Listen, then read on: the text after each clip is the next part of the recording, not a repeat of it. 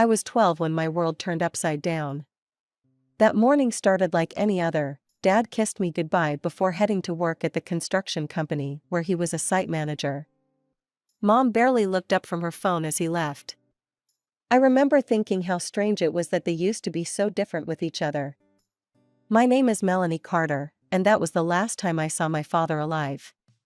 He collapsed at work that afternoon, a massive heart attack, they said. I was in math class when the principal called me to her office. Mom was already there, her mascara perfectly intact despite the news she'd just received.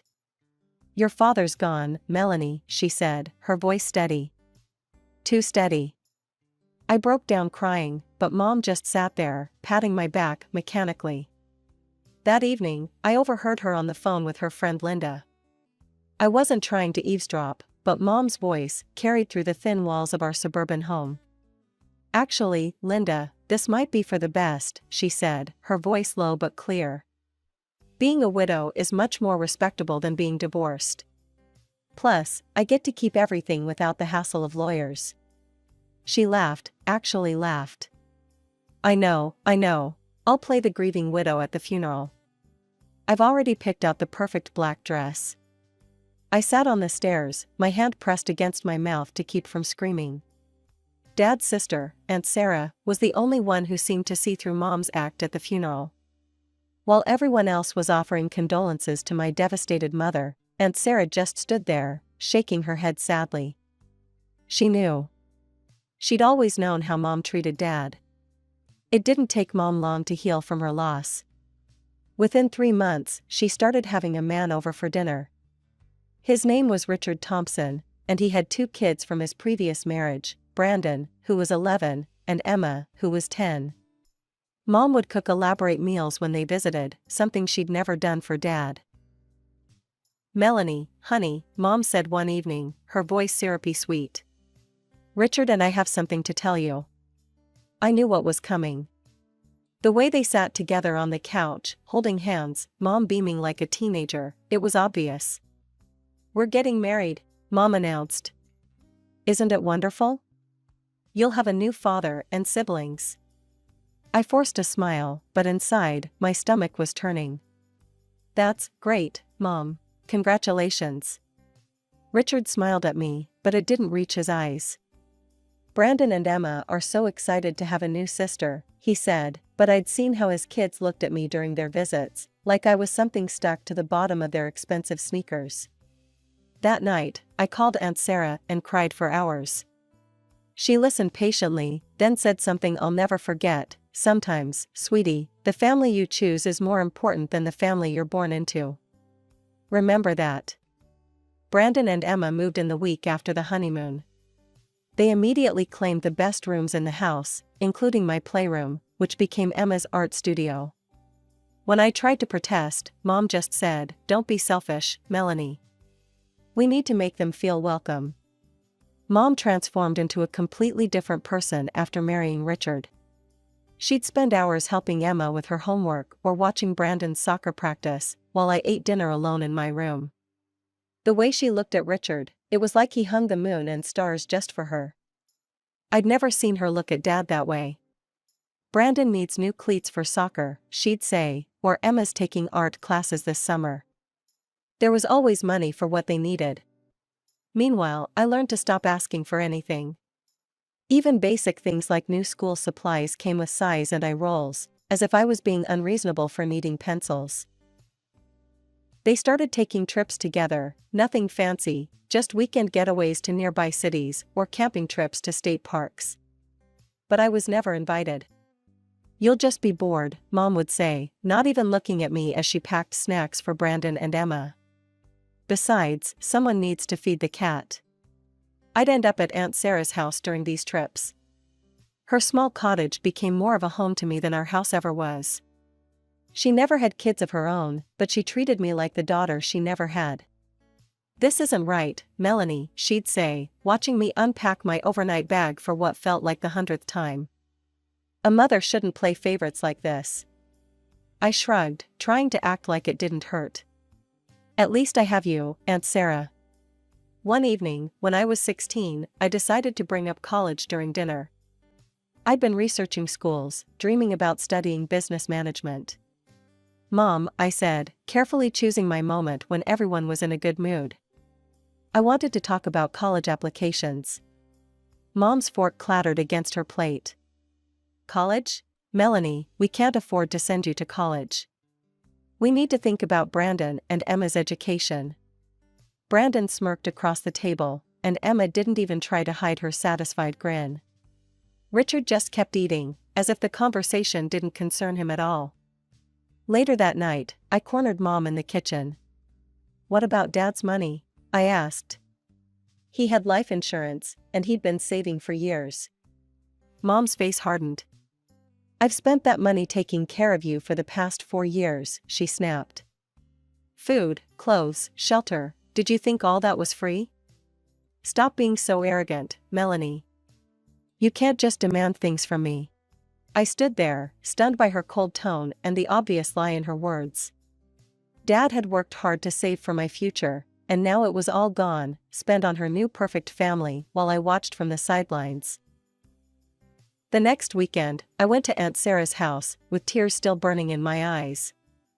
We sat at her kitchen table, the smell of fresh coffee filling the air, as I told her everything about Mom's cruel dismissal of my college dreams. Aunt Sarah listened quietly, her hands wrapped around her coffee mug. When I finished, she got up without a word and disappeared into her study. I heard drawers opening and closing, then she returned with a thick envelope. "Your father came to see me about 2 weeks before he died," she said, sliding the envelope across the table. "It was strange, he seemed worried, almost like he knew something was going to happen. He gave me this and made me promise to keep it safe until you were ready for college." My hands trembled as I opened the envelope. Inside was a bank statement showing a substantial savings account in my name, with Aunt Sarah as the trustee. Dad had been secretly putting money aside for years. "He said your mother had been acting different," Aunt Sarah explained, her voice soft. "He wanted to make sure your future was secure, no matter what happened. The money's been gathering interest all these years." I burst into tears, but this time they were tears of gratitude and love for my father, who'd protected me even after he was gone. "We can't tell Mom about this," I said, wiping my eyes. Aunt Sarah nodded in agreement.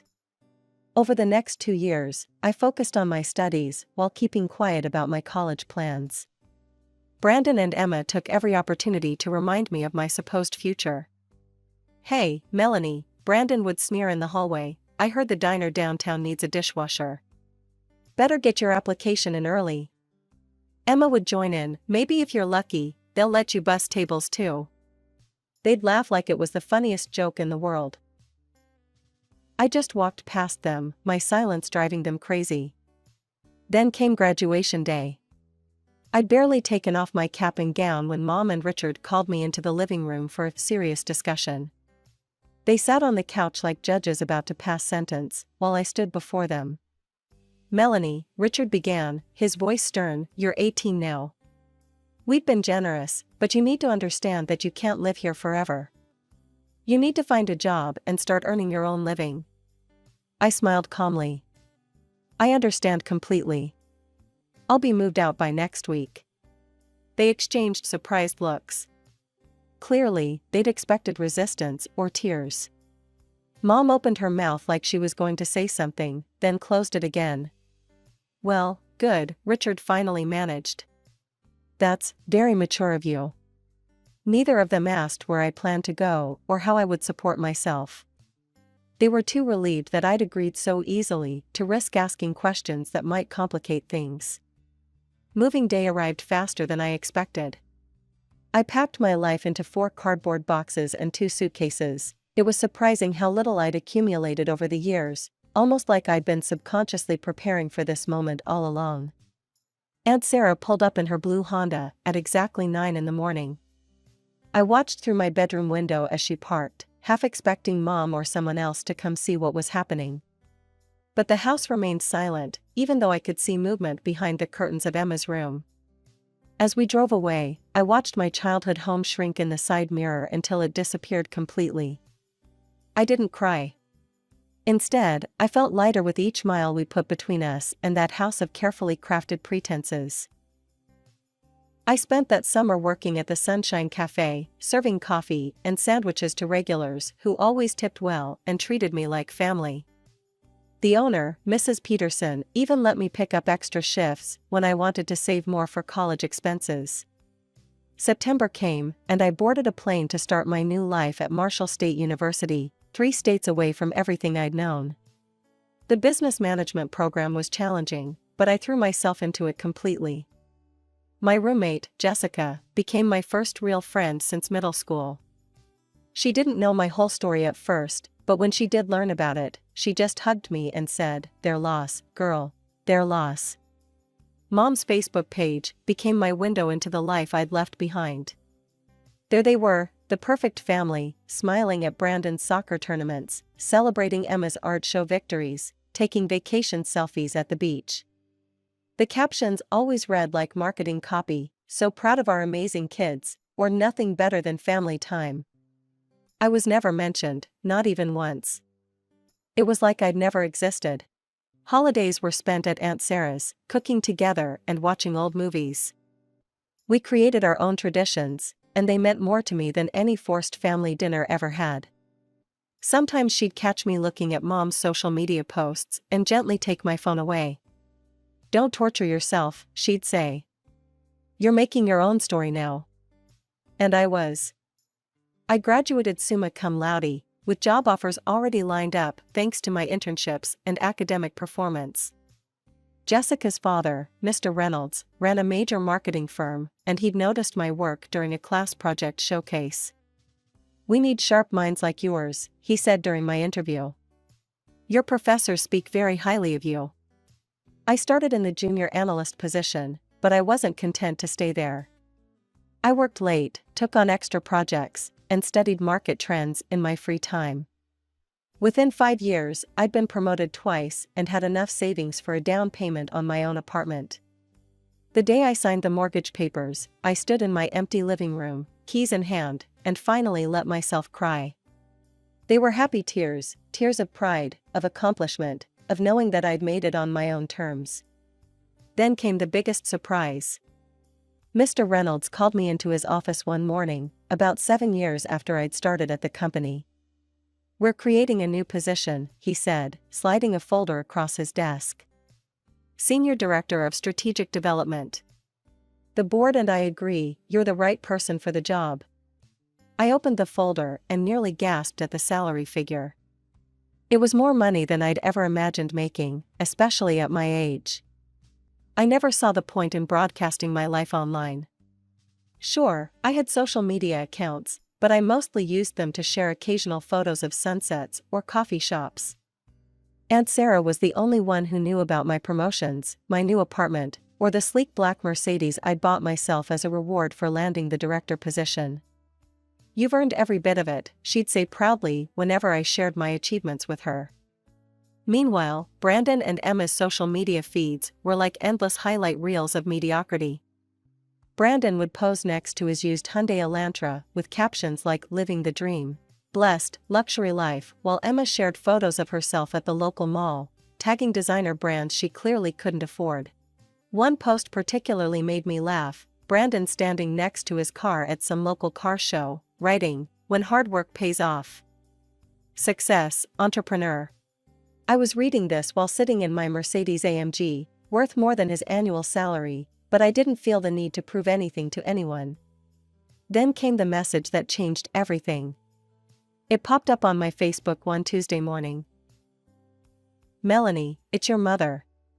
My 55th birthday is coming up next month, and I'm having a celebration at an expensive restaurant, Le Blanc. You've probably never heard of it. I expect you to attend. It's on the 15th, 7 p.m. sharp. Don't embarrass me." I stared at the screen, reading the message multiple times. 12 years of silence, and this was how she reached out? "No, how are you?" No attempt to bridge the gap. Just a command to appear at her party, with that subtle dig about the restaurant's price point. I almost deleted the message right there. But something stopped me, curiosity, maybe, or the desire to see what would happen. I called Mr. Reynolds and requested a week off, then booked a flight to my hometown. That evening, over tea in her cozy kitchen, Aunt Sarah asked the question I'd been pondering myself: "What are you planning to give her?" I smiled, pulling out my phone to show her the confirmation email. A luxury vacation package to the Maldives. 2 weeks at a 5-star resort, first-class flights included. Worth about $15,000. Aunt Sarah's eyes widened. "Melanie, that's too much. She doesn't deserve it." "Oh, I know she doesn't," I laughed, taking a sip of tea. "But can you imagine her face when she realizes what she's been missing all these years?" The daughter she threw away turned out to be more successful than she could have imagined. I want to see her reaction when she realizes just how wrong she was about me. "You're a little bit evil," Aunt Sarah chuckled, shaking her head. "I love it." The evening of Mom's birthday, I slipped on my Chanel dress, elegant in its simplicity, with a price tag that could have bought 10 of the flashy outfits I spotted later that night. I deliberately took a taxi to the restaurant, amused by how this would play into their assumptions about my life. Le Blanc turned out to be exactly what I expected, the kind of place that impressed people who'd never eaten at a truly high-end restaurant. The kind of place that served frozen seafood but put gold leaf on the desserts. I'd had business dinners at places that made this look like a diner. The hostess led me to a private room where the party was already in full swing. Mom sat at the head of the table, wearing a sequin dress that sparkled under the chandelier. Richard was beside her, and Brandon and Emma flanked them like royal heirs. The rest of the seats were filled with relatives I hadn't seen in over a decade: Aunt Linda, who used to pinch my cheeks too hard, Cousin Rachel, who always bragged about her kids, and various other faces from my past. Mom's eyes barely flickered over me before her lip curled slightly. "Oh, Melanie, you came. You could have dressed up a bit more for the occasion." I took my seat at the far end of the table, watching the show unfold. Aunt Linda gave Mom a scented candle set. "It's from that nice shop at the mall," she explained proudly. Mom cooed over it like it was diamonds. Cousin Rachel presented a gift card to a local spa. "For a day of pampering," she announced. More excited squeals from Mom.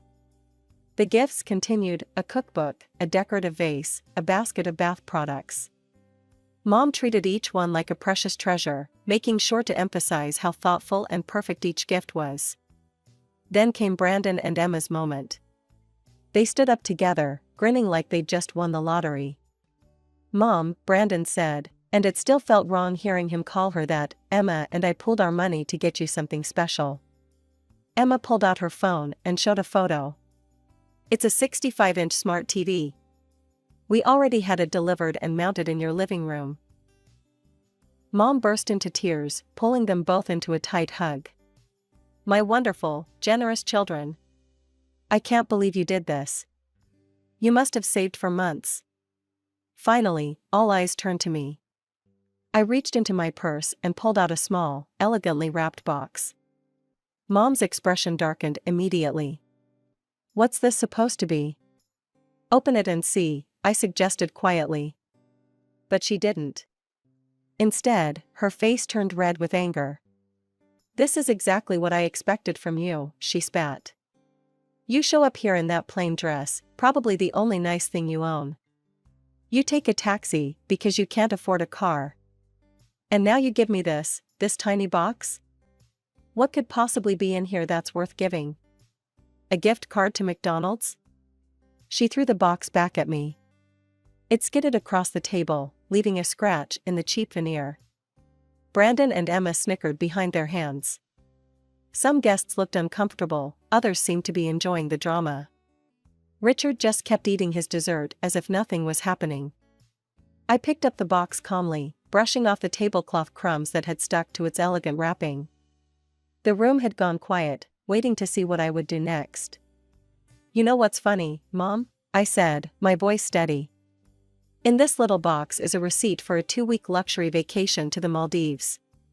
First-class flights, 5-star resort, everything included. Worth $15,000. The color drained from her face. Emma dropped her fork with a clatter. That's impossible, Mom stammered. You couldn't afford something like that. You're obviously lying. I couldn't help but laugh. You'd know whether I could afford it or not if you'd shown any interest in my life these past 12 years. But let me catch you up, I'm a senior director at Reynolds Marketing Group. I own my apartment in the city. And that taxi you mocked? I took it because I didn't want to leave my Mercedes parked in this neighborhood. Brandon's mouth hung open. Emma had stopped giggling. But since you're so convinced I'm a loser, I continued, tucking the box back into my purse, and you clearly don't want anything from me, I won't spoil your birthday any further. Enjoy your TV, I hear the resolution is almost as good as the one in my home theater. I walked out with my head high, the click of my heels echoing in the sudden silence. The maitre d' called a taxi, and I headed straight to Aunt Sarah's house. She was waiting up for me, 2 cups of tea already steaming on the coffee table. I told her everything that had happened. Some people never change, she sighed, shaking her head. Your mother's always been more interested in appearances than reality. We were still talking when my phone started ringing. An unknown number, but I knew who it was. Melanie, sweetheart. Mom's voice dripped with honey, I do not know where she got my number. I'd been thinking about what happened. Have you? I replied coolly. Yes, and I realize now that I may have been hasty. If you're still willing to give me that gift, I'd love to accept it. We could use this as a fresh start. I want to be part of your life again. We're family. No, I said, finally understanding something. We're not family. We're just people who share DNA. And you didn't want to restore our relationship, you just want that vacation package. I hung up. My phone wouldn't stop buzzing after I left town. Mom called from different numbers, her cell, the house phone, even Richard's phone. When she realized I wouldn't pick up, the messages started flooding in. Melanie, please call me back. We need to talk about this. I'd been thinking about what you said about your job. Maybe you could help Brandon get started in marketing? He's very creative. Emma's been saying she'd love to intern at a big company like yours. It would look so good on her college applications. The house needs some repairs, and since you're doing so well. Each message was more transparent than the last. No apologies, no acknowledgement of the past, just an endless stream of requests and hints about my money. It was like watching a desperate gambler trying to win back losses, except what Mom had lost wasn't money, it was her relationship with her daughter. I read each message with a strange detachment, like I was studying a case study for work. The tactics were almost impressive in their variety: guilt, I'm your mother, how can you ignore me? Flattery, you've become such a successful woman, manipulation, family should help family, and even threats, I'll tell everyone how you abandoned your mother. Your mother's been calling me nonstop, Aunt Sarah told me over the phone a week after I'd returned home. She showed up at my house today, if you can believe it. Demanded I give her your address. What did you tell her? I asked, though I already knew the answer. I told her to get off my property before I called the police, Aunt Sarah chuckled. You should have seen her face. She kept saying she had a right to know where her daughter lives. I reminded her that she gave up that right years ago. I could picture Mom standing on Aunt Sarah's porch, probably wearing one of her expensive outfits, trying to bully her way into getting what she wanted. It was the same pattern I'd watched my whole life, but now I could see it clearly for what it was. She didn't take it well, Aunt Sarah continued. Started ranting about how ungrateful we both were, how she'd sacrificed everything for you. The neighbors probably heard everything. When she finally realized I wasn't going to give in, she stormed off to her car. But Melanie, be careful. She seemed desperate. I already blocked her on everything, I assured Aunt Sarah. Social media, phone, email, everything. And security at my office knows not to let her in if she shows up. After we hung up, I walked through my apartment, looking at everything I'd built for myself. The modern furniture I'd chosen, the art on the walls, the view of the city from my windows, all of it earned through my own hard work. I thought about Mom's messages, about her sudden interest in my life now that she knew I had money. In the end, it was almost funny. She'd thrown away a relationship with her daughter for the appearance of a perfect family, and now she was desperate to get back into my life for the appearance of success. But she'd taught me one valuable lesson: family isn't about legal documents. It's about love, support, and being there for each other through good times and bad. I had that with Aunt Sarah. The next morning, I called the travel agency and changed the name on the Maldives vacation package to Sarah Carter. When I told my aunt, she tried to refuse, but I insisted. "You deserve this more than she ever did," I said. "You've been more of a mother to me than she ever was." Aunt Sarah hugged me tight, and for the first time in years, I felt like I was exactly where I belonged.